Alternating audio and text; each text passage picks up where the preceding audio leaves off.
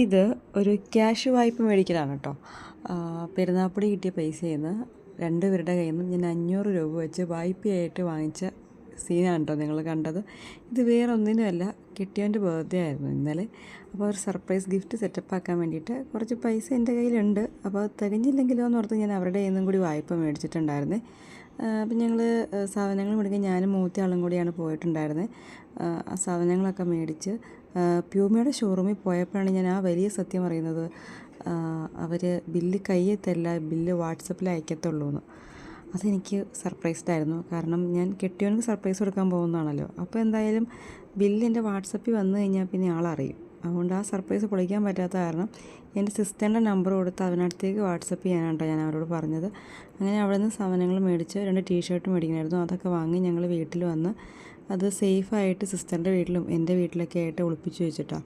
തിങ്കളാഴ്ച ഇന്നലെ രാവിലെ ഇന്നലെയായിരുന്നു ബർത്ത്ഡേ. രാവിലെ പുള്ളി ഷോപ്പിൽ പോയ സമയത്ത് ആണ് ഞാനെല്ലാം എടുത്തുകൊണ്ട് വന്ന് ഗിഫ്റ്റ് പാക്ക് ചെയ്യാണ് കേട്ടോ. ഗിഫ്റ്റ് പാക്ക് ചെയ്യാനുള്ള ബോക്സ് ഞാൻ വാങ്ങിയിട്ടുണ്ടായിരുന്നു. ഒരിക്കൽ ഒരു ഇൻസ്റ്റാഗ്രാം പേജിൽ ഇങ്ങനെ ഹസ്ബൻഡ് വൈഫൊക്കെ ഗൾഫിൽ ഒക്കെ ഉള്ളവർ ഈ സർപ്രൈസ്ഡായിട്ട് ഗിഫ്റ്റ് കൊണ്ടു കൊടുക്കുന്നുണ്ട്. അപ്പോൾ ഞാൻ ആളോട് പറഞ്ഞു, നിങ്ങൾ ഗൾഫിലേക്ക് പോ, ഞാൻ അവിടെ സർപ്രൈസായിട്ട് ബർത്ത്ഡേ ഗിഫ്റ്റ് കൊണ്ടു തരാമെന്ന് പറഞ്ഞിട്ടാണ്. അപ്പോൾ നീ ഒരു കാര്യം ചെയ്ത് നീ ഷോപ്പിലേക്ക് എനിക്കൊരു സർപ്രൈസ് കൊണ്ടുവരുമെന്ന് പറഞ്ഞു. പക്ഷേ ഞാൻ ആ ഒരു വാക്ക് ഇത്ര സീരിയസ് ആയിട്ട് എടുക്കുമെന്ന് പുള്ളി വിചാരിച്ചിട്ടുണ്ടായില്ല. അതാണ് എന്നോട് ലാസ്റ്റ് പറഞ്ഞ ഡയലോഗ്. പുള്ളീനെ അറിയിക്കാതെ ഒരു സർപ്രൈസ് കൊടുക്കണമെന്ന് എനിക്ക് ഭയങ്കര ഒരു ആഗ്രഹമായിരുന്നു. അങ്ങനെ ഞങ്ങൾ വാങ്ങിച്ച ഗിഫ്റ്റൊക്കെ സെറ്റപ്പാക്കി. ഈ ക്യാഷ് വായ്പ മേടിക്കാൻ കാരണം വേറൊന്നുമല്ല, ഓൺലൈൻ പേയ്മെൻറ്റ് നടത്തിയ ആളറിയും. ക്യാഷ് പേയ്മെൻ്റ് ആകുമ്പോൾ ആളറിയത്തില്ലല്ലോ. നമ്മുടെ എൻ്റെ കയ്യിൽ ക്യാഷായിട്ട് കൊടുക്കുമ്പോൾ അറിയത്തില്ല. അങ്ങനെ അത് പറയാതെ ഒരു 2-3 ദിവസമൊക്കെ വെക്കണമല്ലോ.